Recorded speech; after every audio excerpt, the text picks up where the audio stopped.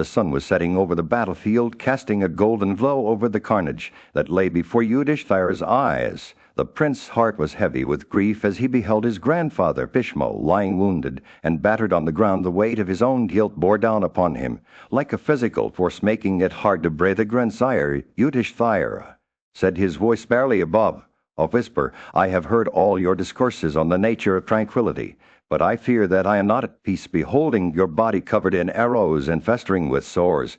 I am consumed by sorrow. What can be more painful than this, that you, O most valiant of men, should be brought to this plight on my account?" Bhishma's eyes fluttered open, and he gazed at Yudhishthira with a deep understanding in their depths. "My child," he said, his voice sweet, but full of wisdom, "you are not the cause of my suffering. You are but an instrument of fate, a mere pawn in the game of life. The manifestation of one's inaction is subtle and imperceptible to the senses." Bhishma began to tell a story, one that had been passed down through generations.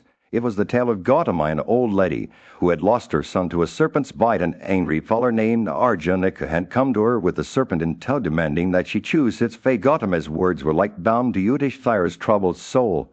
"Do not kill this serpent," she said. "It is but an instrument of fate, sent by Mritu himself.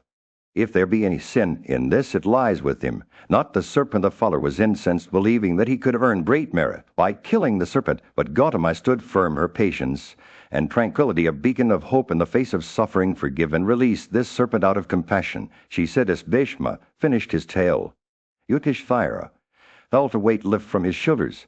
He realized that he was not responsible for Bhishma's suffering, nor for the fate of those who had perished in battle. The serpent, like all creatures, was but an instrument of fate, subject to the whims of Mritu. And the prince looked at Bhishma with newfound understanding, his heart filled with a sense of peace that he had not known before. "Grandsire," he said, his voice filled with gratitude, "I see now that I am not the cause of your suffering. May I be cleansed of this sin in another world, and may I find peace in my own heart." Bhishma smiled.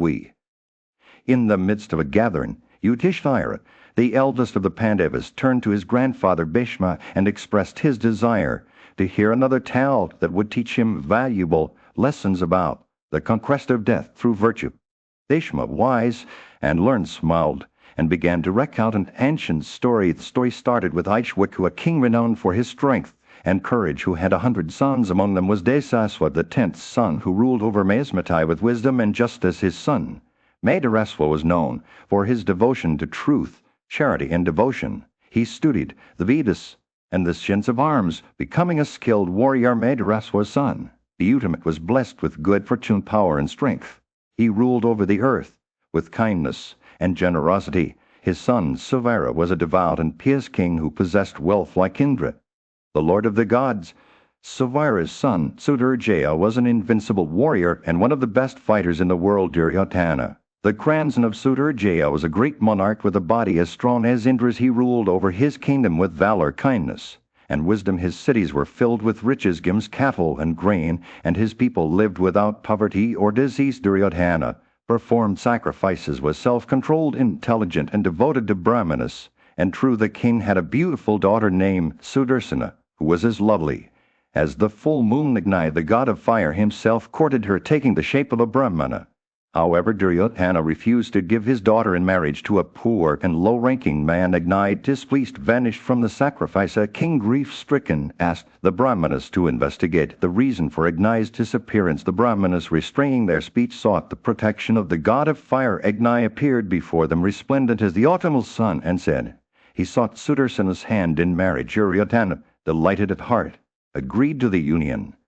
He asked Agni for a boon, that the god remain with his family forever. Agni accepted, saying he would always be present in the kingdom of Maesmatai. The king gave his daughter to Agni, and the god took her as his bride. According to Vedic rites, a son named Sudarsana was born to Agni. And Sudarsana, he was as beautiful as the full moon and possessed knowledge of the supreme Brahma. From a young age, Sudarsana married Ayavati, the daughter of King Ayavat, and they lived in Kurukshetra. Sudarsana, in the ancient times, a great king named Ajameda ruled over his kingdom with virtue and wisdom.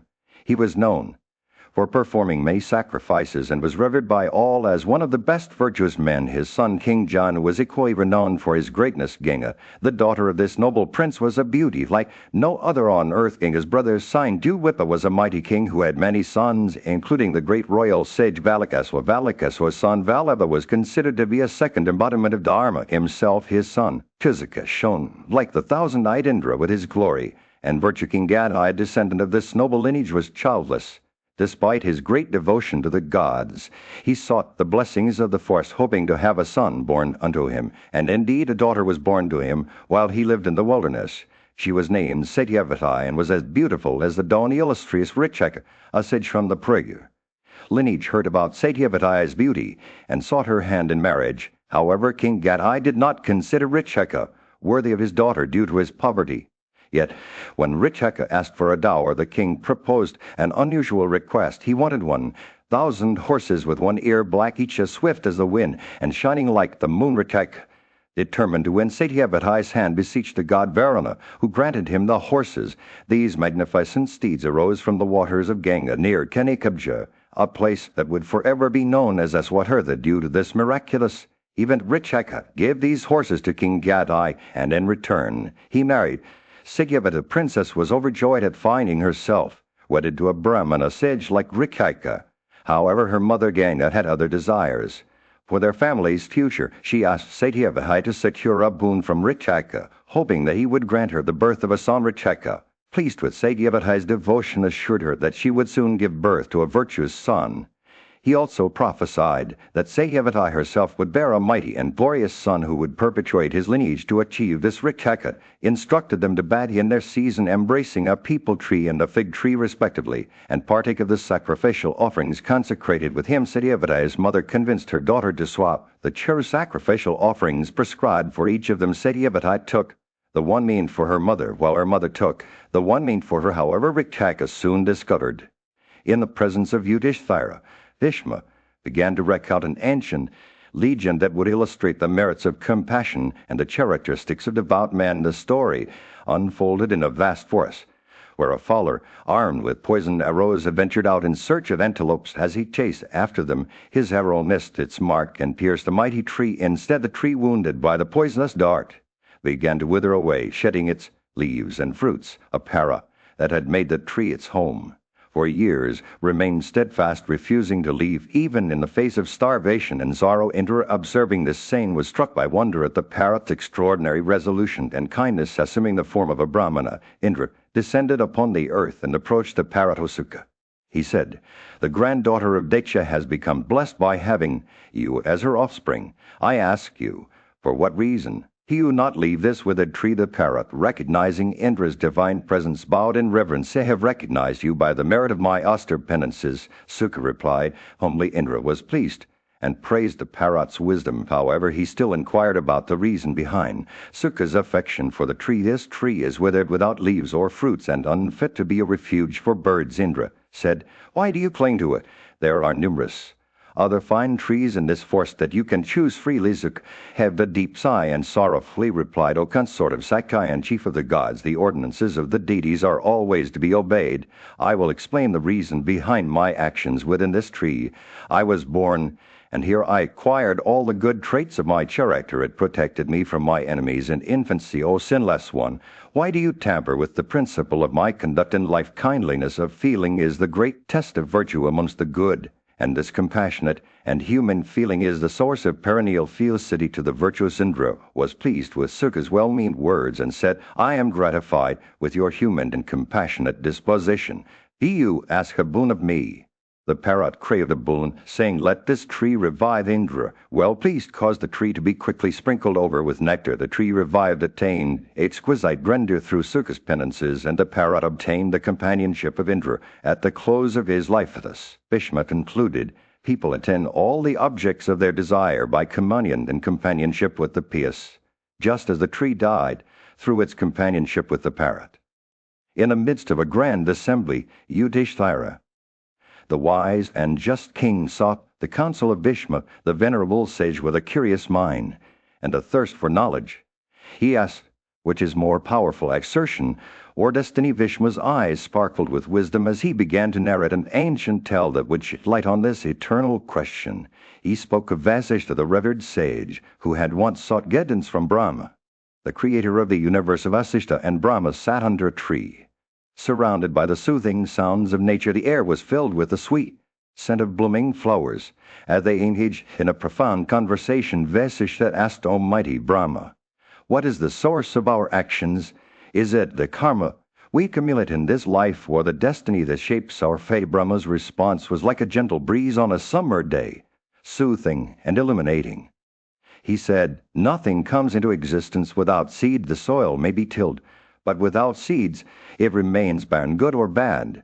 The fruits of our actions are born from the seeds we sow in this life. Our individual exertion is like the fertile soil, while destiny is the seed that germinates within you." As Brahma spoke his words wove a tapestry of wisdom that would guide Yudhishthira and all who listened to its tale.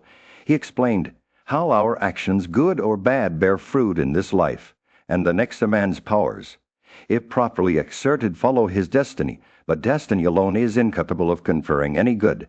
Where exertion is wanting, Brahma continued, even in the celestial regions, the deities themselves are not immune to the consequences of their actions.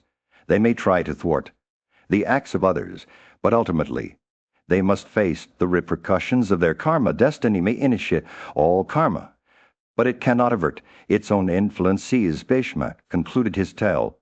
Yudhishthira's eyes were filled with wonder and understanding. He realized that true power lay not in fight, but in the choices we make each day. The wise king knew that individual exertion was the key to shaping one's destiny. Vishma then shared examples from ancient times, illustrating the triumph of exertion over destiny. Yeti, a king who had fallen from his high estate in heaven, was restored to his celestial status through the good deeds of his virtuous grandsons. The royal sage Purava, celebrated for his righteousness, attained to heaven through the intercession of the Brahmanas. Conversely, Sadasa, the king of Kosala, was condemned to become a man-eating Rakshasa due to the curse of a great rishi, Aswatthama. The sun was setting over the kingdom of Hastinapura, casting a warm orange glow over the assembly gathered around Yudhishthira, the eldest of the Pandava brothers. The young king's eyes shone with curiosity as he turned to Bhishma, the venerable sage and grandsire of the royal family of Bhishma. Yudhishthira said, his voice filled with reverence, "I wish to know what the fruits are of good deeds. Enlighten me on this point." Bhishma's eyes twinkled with a deep understanding as he began to speak in a low, melodious tone the secrets of the rishis. "Yudhishthira, I shall share with you. Listen carefully, for what I say is not mere words, but the wisdom of the age." She paused, surveying the assembly before continuing. "Whatever actions we perform, whether with our minds or through physical deeds, their fruits are reaped while we still possess similar corporeal bodies. The mind's creations are experienced in dreams, while physical actions bear fruit in the waking state." Yudhishthira leaned forward, his interest. They could Bhishma continued, "In whatever states creatures perform good or evil deeds, they reap the fruits. There in similar states of succeeding lives. No act done with the aid of the 5 organs of sensual perception is ever lost. The senses and the immortal soul remain as witnesses." Bhishma's words wove a tapestry of wisdom, revealing the intricate web of cause and effect that governed the universe. He spoke of the Panchadakshin sacrifice, where one devoted their eye to serving guests, heart to welcoming them, words to pleasing others, and actions to worshipping them. A guest who arrives weary from a long journey, Bhishma said, is worthy of our respect and care. By offering good food, shelter, and comfort, we reap great merit. Those who renounce worldly pleasures for the sake of spiritual growth attain noble rewards in their next lives. As he spoke, Yudhishthira's eyes grew wide with wonder, his mind racing to comprehend the depth of Bhishma's teachings. The sage continued, "The monarch who lies down beside the sacrificial fire gains vigor and valor. One who renounces all delicacies attains prosperity, and he who abstains from animal food obtains children." And Katha Bhishma's words painted vivid pictures of a world where every action had consequences, where every deed was a seed that bore fruit in due time. He spoke of the rewards of brahmacharya, the practice of self-control and purity, which brought long life, beauty, and freedom from disease. The assembly listened with rapt attention as Bhishma revealed the secrets of the universe. They were filled with wonder and joy, their minds expanded by the sage's wisdom when he. As Yudhishthira sat in contemplation, he turned to Bhishma and asked, "Who are worthy of our worship and devotion? Who are they to whom we should bow our heads?" Bhishma's eyes sparkled with a deep understanding as he began to speak. "My prince," he said, "those who have attained the highest wealth. Brahman, whose heaven is knowledge of the soul, and whose penances are rooted in the diligent study of the Vedas. These are the ones I hold." Bhishma's words flowed like a gentle stream as he described those who embodied the virtues of Brahmanas.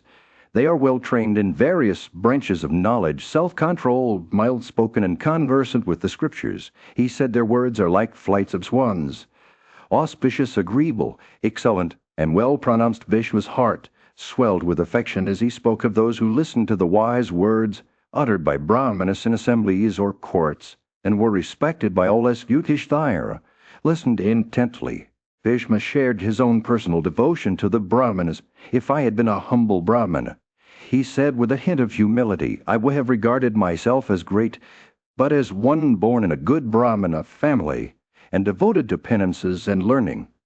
There is no one dearer to me than them." Bhishma's words were laced with reverence for the Brahmanas whom he considered superior even to his own son.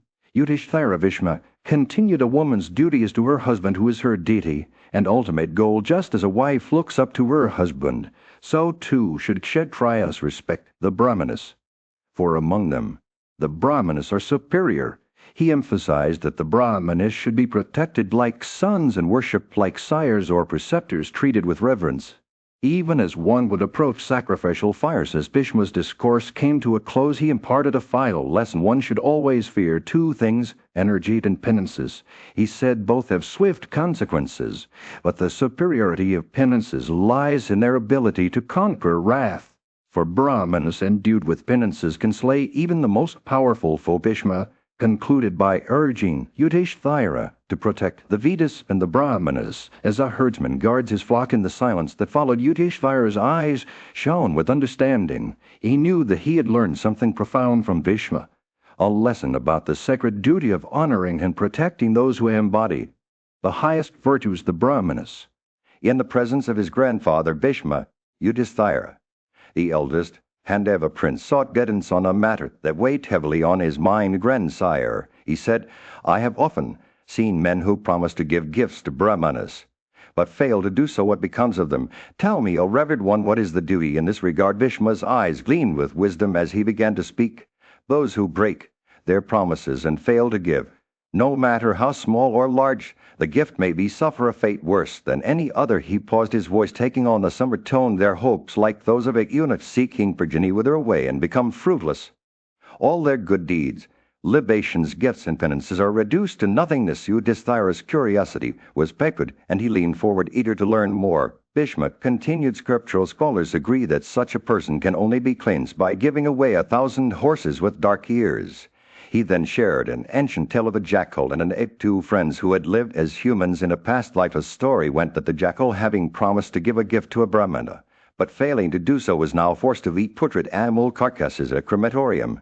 The ape, who had also lived as a human, remembered their past friendship and asked the jackal about his fate. "What terrible sin did you commit?" he asked, "that you must feed on such repulsive fare?" The jackal replied, "I promised to give, but did not. It is for that sin that I have fallen into this wretched existence." He then shared his own tale of having stolen fruits belonging to Brahmanas in a past life, resulting in his current form as an ape. Bhishma concluded the story saying thus, "We see the importance of keeping promises and giving gifts to Brahmanas. A superior Brahmana should never be disappointed or disregarded. When they are pleased with honors and gifts, they become like a blazing fire capable of consuming all obstacles." Yudhishthira listened intently, his mind absorbing the wisdom shared by Bhishma.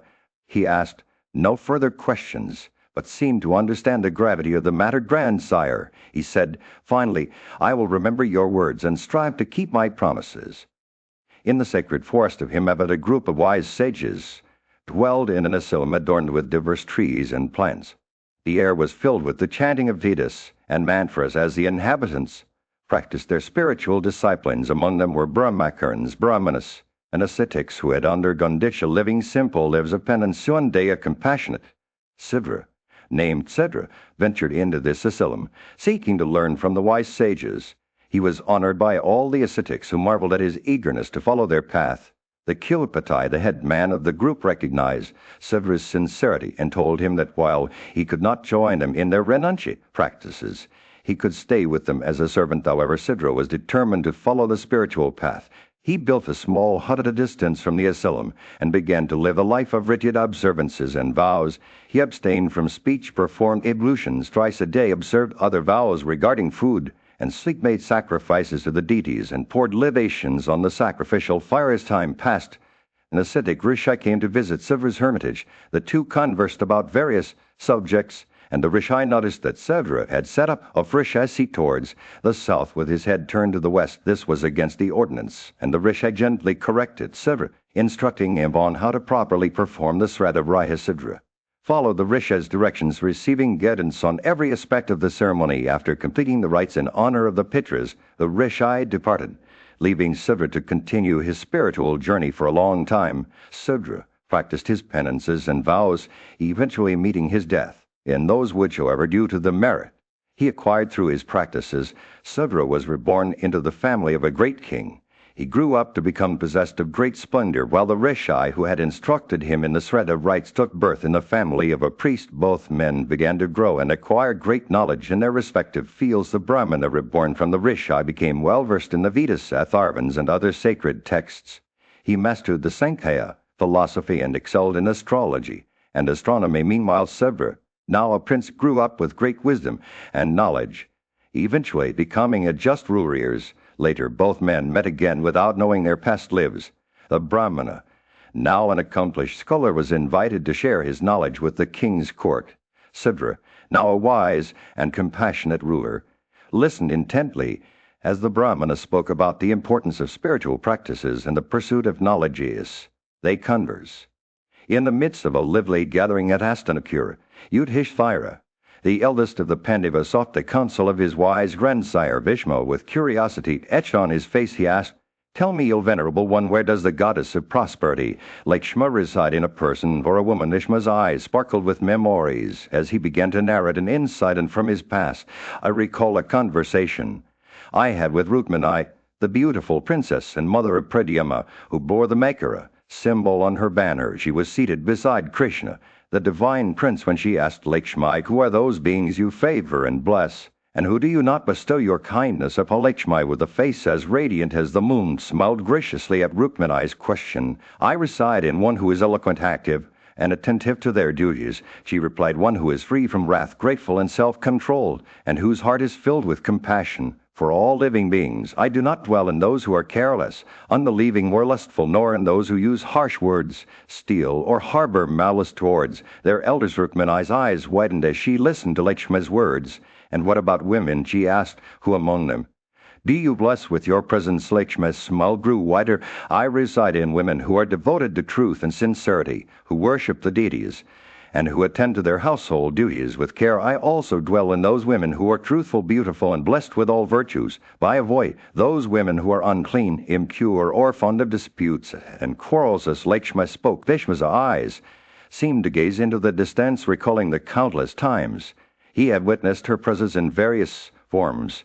"I have seen you reside in maidens' ornaments, good vestments, sacrifices, clouds charged with rain, full-blown lotuses, and stars that bespangle the autumnal firmament," he said.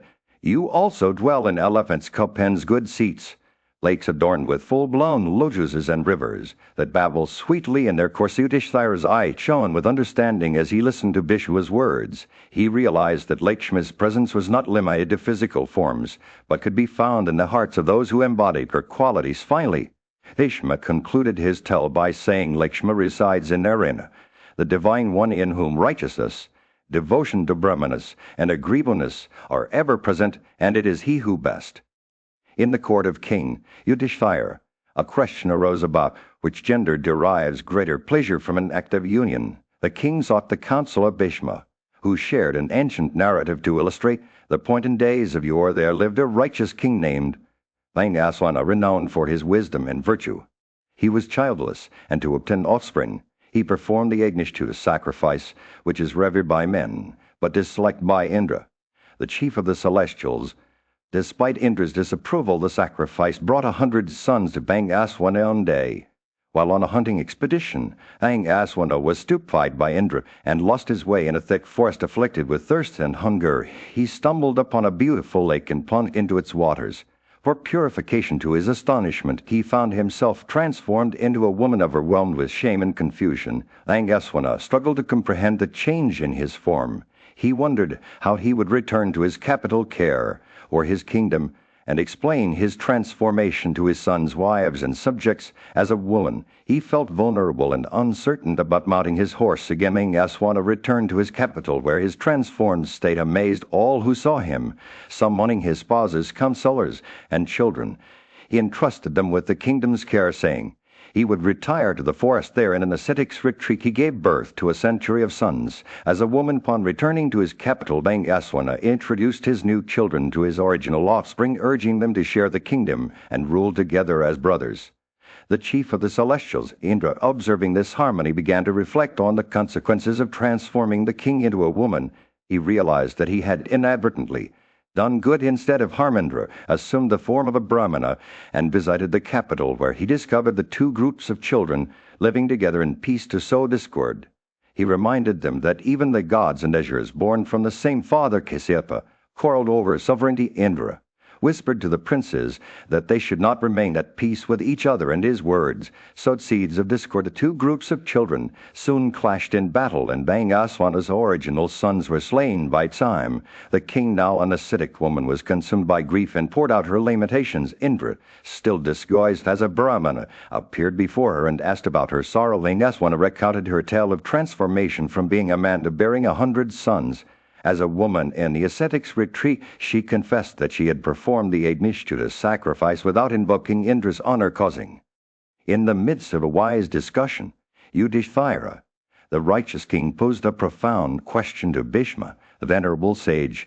What should a man do, he asked, to navigate life's journey with ease and serenity? How can one conduct oneself in this world, and what practices will lead us to a peaceful existence in both this life and the next? Bhishma, with his piercing gaze and ancient wisdom, began to unfold the secrets of a virtuous life. He spoke of the importance of avoiding actions that would sully one's soul. There are 3 acts, he said, that should never be committed with our bodies: taking the lives of others, stealing what belongs to someone else, and indulging in the pleasure of another person's wife. Bhishma's words hung in the air like a gentle breeze on a summer day. Yudhishthira listened intently. He knew that Bhishma was not merely speaking the Ori, but sharing timeless wisdom gained from years of contemplation and introspection. And what about speech? Yudhishthira asked, his curiosity. But Bhishma's expression turned stern as he listed the 4 acts of speech that should never be indulged in: evil conversation, harsh words, gossiping about others' faults and falsehoods. His voice was like a gentle stream warning against the dangers of polluted waters. These actions, he said, can lead us down a path from which there is no return. Yudhishthira's eyes widened as Bhishma revealed the 3 acts of the mind that should be avoided at all costs: coveting what belongs to others, causing harm to others, and rejecting the sacred teachings of the Vedas. The air grew heavy with the weight of these words, as if the very fabric of reality was being transformed by Bhishma's wisdom. With a deep breath, Yudhishthira asked, what lies ahead for those who follow this path? Bhishma's eyes shone like stars in the night sky as he replied, by doing good and evil acts one is sure to reap the consequences. Nothing can be more certain than this. His words hung in the air, a reminder that every action has an impact on our lives and those of others. As the sun began to set, casting a warm orange glow over the landscape, Yudhishthira felt a sense of clarity wash over him. He knew that he had been given a precious gift, the wisdom to navigate life's challenges with compassion, kindness, and integrity. And as he looked at Bhishma, he saw a reflection of his own soul, reminding him that true freedom lies in living a life of virtue. In this moment, Yudhishthira understood that the path ahead was not one of fear or uncertainty, but of courage and wisdom. In the midst of a gathering of revered sages and the mighty king, Yudhishthira, Bhishma, the venerable grandsire of the Kurus, was asked to recount the virtues of Mahadeva, the Lord of the universe. With humility and reverence, Bhishma began his tale, acknowledging that he was but a mere mortal, incapable of fully comprehending the majesty of Maheshwara, son of the river Ganga. Bhishma said, You have heard all the names of Maheshwara, the Lord of the universe. Do you tell us, O grandsire, all the names that are applied unto him who is called Isa and Semu? Do you tell us all those names that are applied unto him who is called Vafru, or vast him that has the universe? For his form him that is the illustrious preceptor of all the deities, and the Ishurus that is called Swayambhu, self-creating, and that is the cause of the origin and dissolution of the universe of Ishma. Pause collecting his thoughts before continuing. He pervades all things in the universe, and yet is not seen anywhere. He is the creator of universal self, and the Pragna, knowing self, and he is their master. All the deities from Brahman to the Paisikas adore and worship him. He transcends both Prakriti and Purusha. Vishnu spoke his words dripped with awe and reverence. For the Supreme Being, it is of him that rishis conversant with Yuga, and possessing a knowledge of the Tattvas think and reflect. He is indestructible and Supreme Brahman. He is both existent and non-existent. Bhishma's eyes seemed to gaze beyond the mortal realm as he spoke of Mahadeva's infinite power and wisdom, agitating both Prakriti and Purusha by means of his energy. He created there from the universal Lord of creatures, viz. Brahma, who is there that is competent to tell the virtues of that God of gods that is endued with supreme intelligence. In assembly fell silent, mesmerized by Bhishma's words.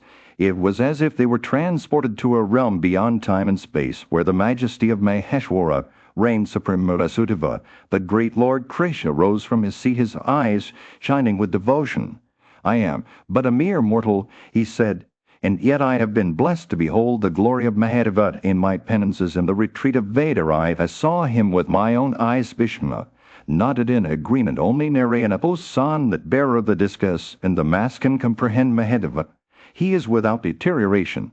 In the majestic realm of divine blessings, the benevolent Lord Krishna stood before the boundless energy and effulgence of the great deity, his heart overflowing with joy. With reverence he spoke these words, seeking the highest boons from the omnipotent one, firmness and virtue, the slaughter of foes in battle, the highest fame, the greatest might, devotion to Yuga, the adjacents, and hundreds upon hundreds of children. These are the boons. I solicit of these. Krishna spoke his voice, and through the celestial expanse, and the great deity Sankara repeated the words with a nod of approval. The mother of the universe, Yua, who was also known as the spouse of Sarva, gazed upon Lord Krishna with a soul full of compassion. Of Silas one, she said, her voice like a gentle breeze on a summer day, the Pusan Mahadeva has granted thee a son named Sambat. Take from me 8 boons that thou choosest, and I shall certainly grant them to thee. Krishna bowed his head in humility, his heart filled with gratitude for the divine blessings bestowed upon him.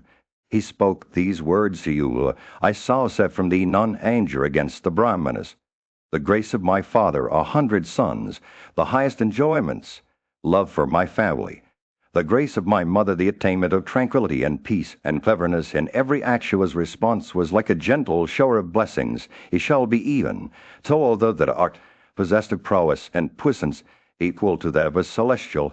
I never say what is untrue. Thou shalt have 16,000 wives, and their love for thee and thine for them shall be limitless from all thy kinsmen. Thou shalt receive the highest affection. Thy body, too, shall be most beautiful, and 7,000 guests will daily feed at the palaces. You spoke a divine glow enveloped Lord Krishna, filling him with an abundance of blessings.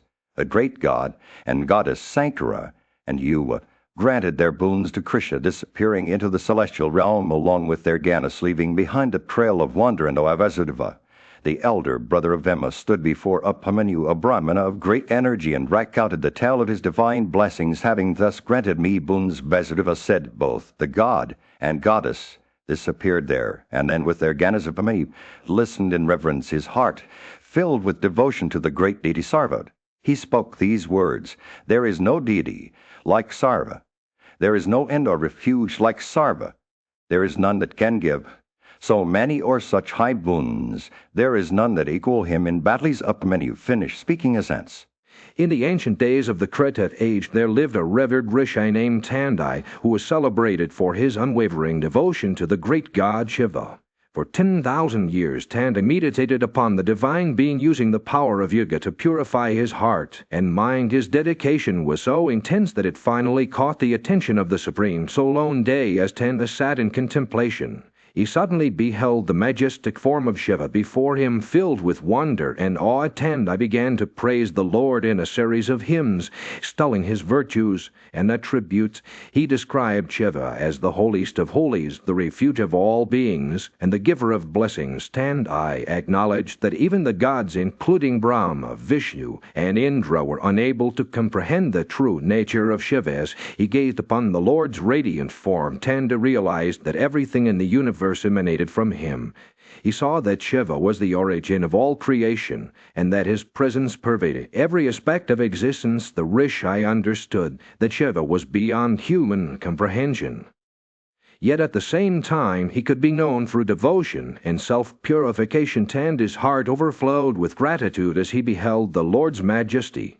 He praised Shiva for being the door to heaven and liberation, for bestowing life breaths upon all beings, and for guiding them towards their ultimate goal. The Rishi acknowledged that even those who had dedicated themselves to yoga and meditation were unable to fully comprehend the Supreme. So as Tandai continued to gaze upon Shiva's form, he felt a deep sense of peace and liberation wash over him. He realized that his own devotion had finally led him to the threshold of enlightenment. With tears of joy in his eyes, Tandai declared that he had attained the ultimate goal sought by all righteous persons, the knowledge of the Supreme Lord. In that moment, Tandai understood that Shiva was not just a distant deity, but an embodied being who pervaded every aspect of existence. He saw that the Lord's presence was felt in every breath, in every thought, and in every action. As he gazed upon the radiant form of Shiva, Tandai knew that he had finally found what he had been searching for his entire life: the Supreme Lord, the refuge of all beings,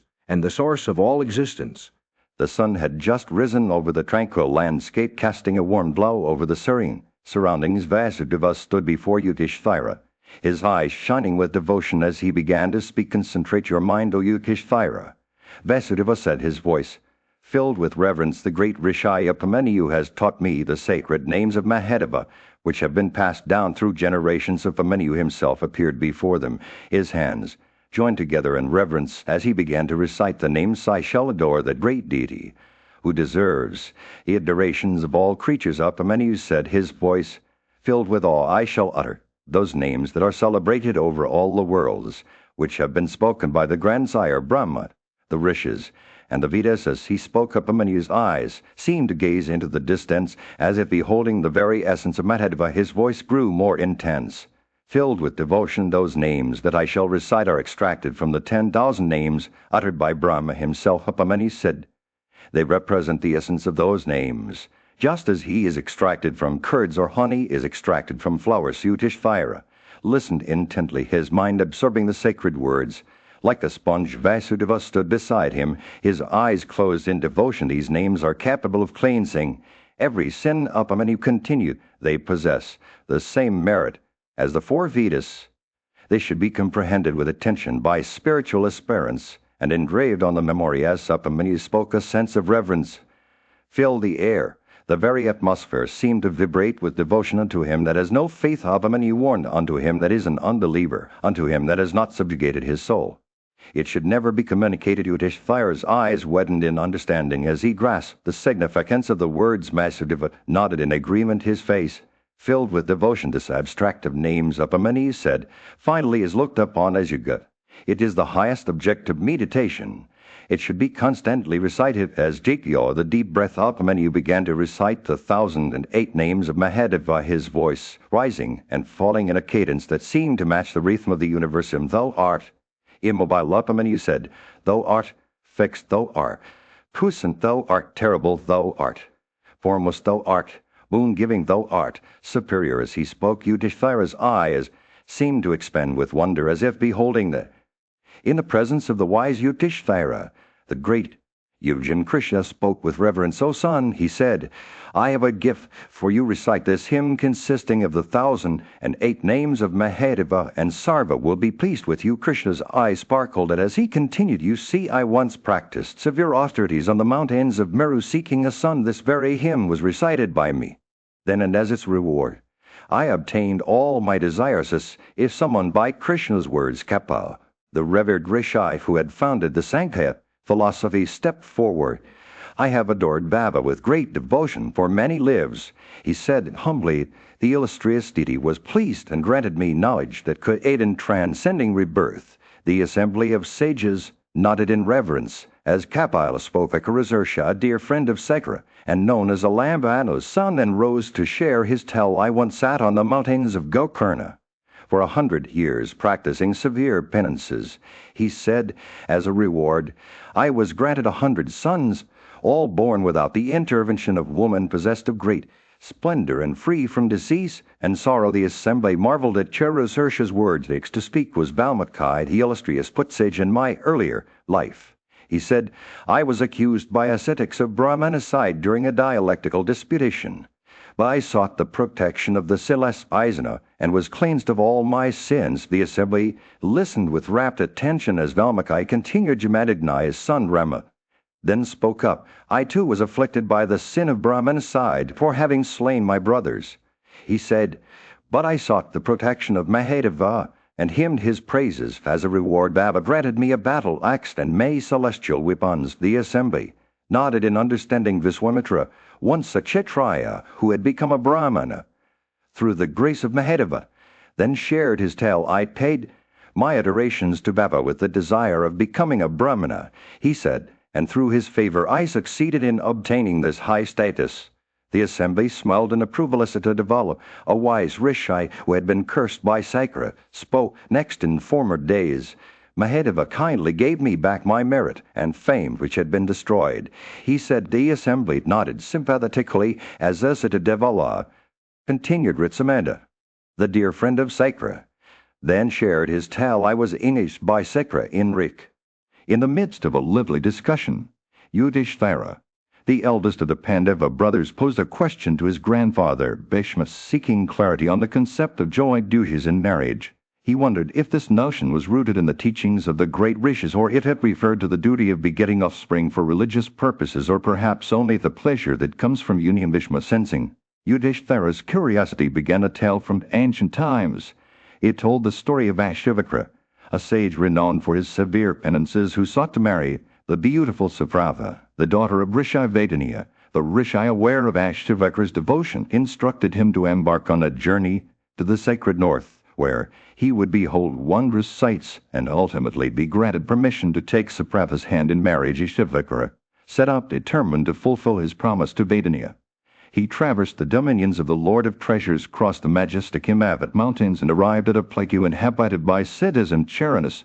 There he beheld a realm teeming with the associates of Mahadeva, the great god, who resided in that sacred spot. The air was filled with the music of diverse instruments, and the joyous laughter of those dancing in accompaniment. Continuing his journey, Ashivaka reached a beautiful forest blue as the sky, where he encountered a venerable female ascetic resembling Sri herself. He worshipped her with reverence, and upon returning to Vedaniya's presence was granted permission to take Suprava's hand in marriage. As Bhishma concluded the tale, Yudhishthira's curiosity only deepened. He pressed his grandfather for further explanation, seeking clarity on the true nature of joint duties in marriage. Bhishma smiled, knowingly aware that the wisdom of the ages would soon be revealed to his grandson. The story of Ashivaka and Suprava was but a prelude to the deeper truths that lay hidden within the ancient.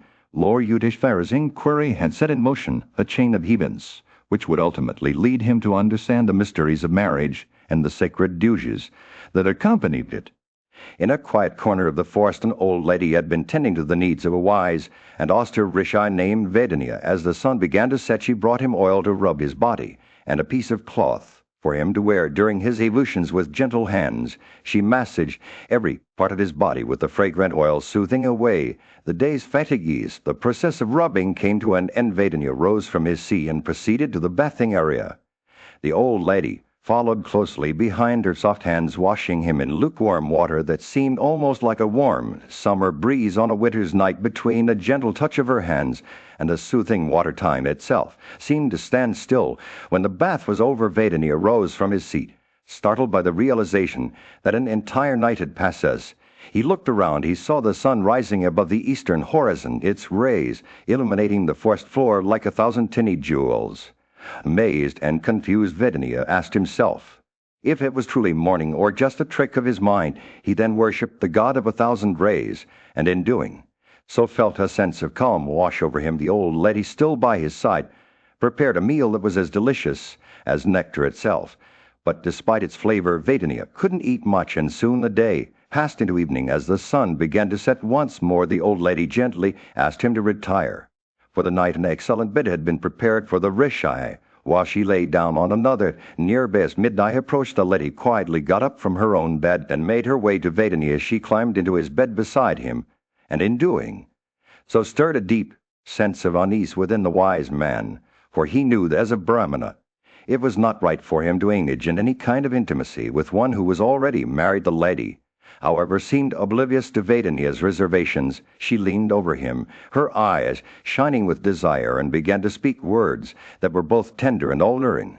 "I am my own mistress," she said, "and I have come to you freely. You will incur no sin by accepting me as your wife." Vedania was taken aback by the lady's words. He knew that in his heart of hearts he could not act against the wishes of his fellow Rishi Vedania, but at the same time he felt a deep sense of affection for this woman who seemed to be so devoted to him. As the night wore on, the two continued to converse, their words a delicate dance between desire and restraint. The lady spoke of her own vows of chastity, and how she had adopted the Brahmacharya way since her maidenhood. She begged Vedania not to. In the midst of a grand assembly, Yudhishthira, the eldest of the Pandava brothers, posed a question to Bhishma, the revered sage and warrior. "Tell me, Bhishma," he asked, "why did that lady not fear Ashivakra's curse despite his formidable powers? And how did Ashivikra manage to return from her realm?" Bhishma, with eyes closed in contemplation, began to recount the tale of Ashivikra and the mysterious lady. It was said that Ashivikra, a sage known for his unyielding resolve, had been summoned by Bhishma himself to meet this enigmatic woman. The lady, with an air of confidence, greeted Ashivikra and asked him about his remarkable ability to transform his form. Ashivikra, intrigued by her question, replied that he was not one to reveal secrets before a Brahmana, especially one as wise and powerful as himself. The lady, unfazed, revealed that she was the embodiment of the northern point of the compass, and that Ashivikra's presence had been foretold by the great sage Vedania, who sought to test his resolve. The lady continued her words, dripping with reverence. "You have subjugated all the worlds, O sinless one, without wavering from your previous resolution. I have watched you overcome the lightness of the female character, and even the aged are not immune to it. Oh, you are the grandfather himself, and all the deities, including Indra, have been pleased with you." Ashivikra listened intently, his eyes fixed on the lady's face. She spoke of her desire to instruct him in the ways of the universe, and how she had already imparted knowledge to him through Vedania's wishes. With a gentle smile, she granted Ashivikra permission to return home, assuring him that his journey would be safe, and that he would soon be reunited with his bride. Ashivikra bowed his head in reverence, his hands clasped together in gratitude. He sought the lady's leave to depart, and upon receiving her blessing made his way back to his own ashram. Resting for a time, he obtained permission from his kinsmen and friends before proceeding to meet Vedania. Once more, upon arriving at Vedania's residence, Ashivikra was welcomed with warm inquiries and offered tea. With a heart full of joy, Ashivikra recounted his encounter with the mysterious lady, narrating every detail of their conversation. Vedania listened attentively, his face aglow with delight. As Ashivikra finished speaking, Vedania rose from his seat and smiled. "Take my daughter's hand in marriage," he said, "and let the proper rites be performed under the auspicious constellations." And so Ashivikra took the hand of his bride, and the righteous, in the midst of a tranquil forest, Yudhishthira, the wise and just king, sat at the feet of his venerable grandsire, Bhishma. The king's eyes sparkled with curiosity as he posed a question to his revered teacher. "Whom do the eternal Brahmanas, strictly observing religious rites, call a proper object of gifts?" Yudhishthira, inquired Bhishma, with his piercing gaze and gentle smile, began to expound upon the ancient wisdom. "O monarch," he said, "it has been said that gifts should be made unto a Brahmana who adheres to the duties of his own order, whether he bears the indications of a Brahmacharya or not." Bhishma's words dripped with authority and reverence for the sacred traditions. Yudhishthira's curiosity was piqued. What fault does an uncleansed person incur if he makes gifts of sacrificial butter or food with great devotion unto persons of the regenerate order? The king's question reflected his desire to understand the intricacies of Dharma, the path of righteousness. Bhishma's expression turned compassionate as he replied, "Even one that is most destitute of self-restraint becomes without doubt cleansed by devotion. Such a man, although of great splendor, becomes clean in respect of every act." The wise old sage's words were like a balm to the king's soul as their conversation flowed like a gentle stream. Yudhishthira asked another question. It has been said that a Brahmana, who is sought to be employed in an act having reference to the deity, should never be examined. The learned, however, say that with respect to such acts as have reference to the Pitras, the Brahmana, that is sought to be employed, should be examined.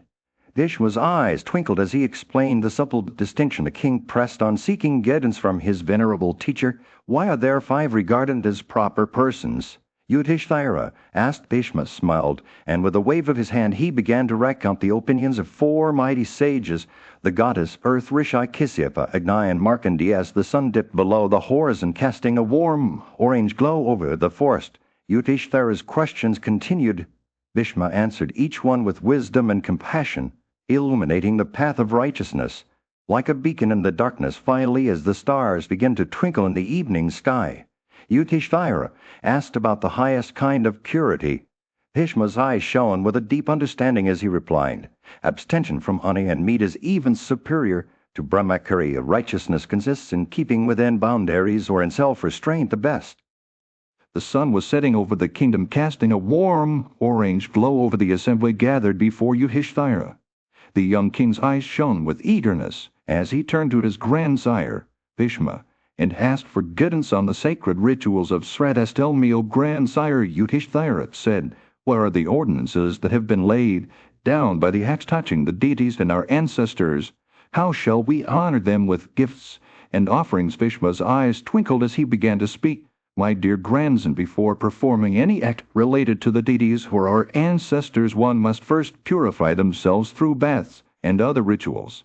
Then, in the forenoon, they should perform all acts relating to the deities with care and devotion." He paused, surveying the assembly with a wise gaze. "Gifts given to men should be made with affection and regard in the midday, however, but beware, for gifts made untimely or without proper ritual are appropriated by the Rakshases, malevolent spirits that feed on our mistakes." Bhishma's voice took on a stern tone as he continued. "Gifts tainted by impurity, such as those seen by women in their impure season, do not produce merit, nor do gifts proclaimed before many people or eaten by Siva's dogs or other unclean creatures." Yudhishthira listened intently, his brow furrowed with concern. Bhishma's words painted a vivid picture of the consequences of neglecting the sacred rituals. "The food we offer must be free from taint," Bhishma emphasized, "not eaten by those incompetent to utter the syllable Om or by wicked persons. Nor should it be shared without first offering a portion to the deities and our ancestors." As Bhishma finished speaking, Yudhishthira's eyes widened with understanding. He knew that these were not mere rules, but sacred guidelines for living in harmony with the divine. Vishnu's expression softened as he turned to the next topic. "Now listen well, my dear grandson, and I shall tell you who among our Brahmanas are worthy of gifts." And Sraddhas began to describe those who were unfit to receive gifts: outcasted Brahmanas, idiots, lepers, and those afflicted with other grave ailments or vices, those who live by the sale of living creatures or by trade, or who subsist upon interest from loans, do not deserve our hospitality, Bhishma said firmly. But then he spoke of those who were worthy. Brahmanas who observed the sacred rituals, possessed merit, and conversed with the Gayatri, those who are well-born, even if they take up arms for battle, with those who reside in a fixed habitation, whoring libations upon. The sun was setting over the kingdom, casting a warm orange glow over the assembly gathered around Yudhishthira. The young king's eyes shone with curiosity as he posed his question to Bhishma, the venerable son of Ganga, royal son of Bharata's race. "Yudhishthira, again it behooves you to answer this question of mine truly and in detail. What are those circumstances under which a person may become guilty of Brahmanicide without actually slaying a Brahmana?" Vishwa's eyes sparkled with interest as he rose from his seat. He recalled the day when Vesa, the great sage and seer, had explained this very subject to him. Formerly, Bhishma said, "I requested Vesa to explain this matter to me. I shall now narrate to you what Vesa told me on that occasion." Vishwa's thoughts drifted back to his meeting with Vesa. He remembered the sage's kind, small and wise words, repairing to the presence of Vesa. Bhishma continued. I addressed him, saying, "Thou great ascetic art, the fourth in descent from Vasishtha, thou explain to me. What are those circumstances under which one becomes guilty of Brahmanicide without actually slaying a Brahmana?" Vesa's words came flooding back to Bhishma as he began to recount them to Yudhishthira. Thus addressed by me, the son of Parasura's loins, Bhishma said, well skilled in the science of morality, made me the following answer at once, exultant and fraught with certainty. Bhishma's voice took on a somber tone as he began to enumerate the circumstances that led to Brahmanicide. Thou shouldst know, O king, he said, that man is guilty of Brahmanicide, who having of his own will invited a Brahmana of righteous conduct to his house for giving him alms, subsequently refuses to give anything to him on the pretense of there being nothing in the house. Of Bhishma's eyes seemed to cloud over with concern as he continued, Thou shouldst bear at it. He said, know that man is guilty of Brahmanicide, who destroys the means of living of a Brahmana, learned in the Vedas and all their branches, and who is freed from attachments to worldly creatures and goods. As Bhishma spoke, his words painted vivid pictures in the minds of those gathered around him. They could almost see the thirsty kine being obstructed by a careless person, or the blind, lame, and idiots being robbed of their meager possessions. Thou shouldst know, Bhishma said, that man to be guilty of Brahmanicide, who causes obstructions in the way of thirsty kine, while employed in... The sun was setting over the forest, casting a warm orange glow over the clearing where Yudhishthira sat in contemplation. The prince of Dharma had always been drawn to the sacred waters that flowed across the land, and he sought the wisdom of his grandsire. Bhishma, grandsire, Yudhishthira said, his eyes shining with curiosity, I have heard that bathing in these sacred waters is fraught with merit. I desire to hear you expatiate on this subject. Bhishma smiled, his eyes twinkling with age and wisdom. Of my young prince, he began. The enumeration of the sacred waters on this earth was made by the great Rishi Angiras. Listen well, for it behooves thee to know these waters, that thou mayest earn great merit. Yudhishthira leaned forward, his heart eager to learn. Bhishma continued. Gautama, a sage of rigid vows, once approached Rishi Angiras and asked him about the merits of sacred waters and shrines. The Rishi replied, a person who baths for 7 days in succession in the Chandrataka or Vitesta rivers, observing a fast, the while is sure to become cleansed of all his sins and endued with the merit of an ascetic. As Bhishma spoke, Yudhishthira's mind was filled with visions of the sacred waters. He saw the mighty Indus River flowing through Kashmir, its waters dancing in waves like a celestial dancer. He saw the Pushkara, Prahasa, and Naimisha rivers, their banks lined with pilgrims seeking to bathe and purify themselves. Bhishma continued, by bathing in these sacred waters one is sure to ascend to heaven, seated on a celestial car surrounded by the iterations of Apsaras. The Rishi Angiras spoke of many other tirthas, each with its own unique power to cleanse and purify us. Yudhishthira listened, his heart was filled with wonder and awe. He saw himself bathing in the Harnavandu river, its waters sparkling like gold in the sunlight. He saw himself fasting for 3 days before bathing in the Kusazaya and Devendra rivers, becoming cleansed of all his sins. Bhishma spoke on recounting the merits of each tirtha, from the Gandhadwara to the Prayaga, confluence of Ganga and Yamuna. Yudhishthira's mind was filled with visions of the sacred waters, each one a gateway to spiritual growth and enlightenment. As the sun dipped below the horizon, Bhishma finished his tale, and Yudhishthira sat in silence, his heart still reeling from the wisdom he had received. He knew that he would return to these sacred waters, seeking to. In the midst of a grand assembly, the venerable Bhishma lay on his bed of a rose, awaiting the auspicious moment when he could bid farewell to the physical world. The Pandava princes, accompanied by their brothers and many other dignitaries, had gathered around him with reverence. Among them were the great rishis who had come from far and wide to pay their respects to Bhishma's unwavering spiritus. The Pandavas worshipped these revered sages one by one. They engaged in a lively conversation about the sacred river Ganga. The discussion was like music to Bhishma's ears, filling him with delight and making him feel as though he had already reached the heavens. The rishis, having obtained his permission, vanished into thin air, leaving behind only the whispers of their divine presence. Of Pandavas, still reeling from the encounter, repeatedly bowed and offered their adorations to these mighty sages. Even after they had disappeared, they then turned their attention back to Bhishma, who lay serenely on his bed, radiating an aura of peace and wisdom. As the conversation resumed, Yudhishthira asked Bhishma a question that had been weighing heavily on his mind. Which countries provinces, retreats, mountains, and rivers are considered most sacred. This inquiry sparked a recollection in Vishwa's mind, transporting him to a bygone era, when he had engaged in a conversation with a Brahmana who was observing the Saya. But in this ancient tale, a learned Rishi shared his wisdom with the Brahmana, revealing the secrets of the Ganga's sanctity. He explained that the river Bhagirathi, which flows through the Himalayas, is the most sacred of all rivers. Those who bathe in its waters or have their bones laid to rest within its channel are assured a place in heaven. The Rishi continued, even those who have committed grave sins can redeem themselves by living near Ganga and bathing in its waters. Vishnu, with tears of joy streaming down his face, listened intently as the Rishi's words echoed through time. He recalled the countless pilgrims who had come to bathe in Ganga's sacred waters, seeking solace from their troubles. The river's power to purify and cleanse was a marvel beyond comprehension. As the conversation drew to a close,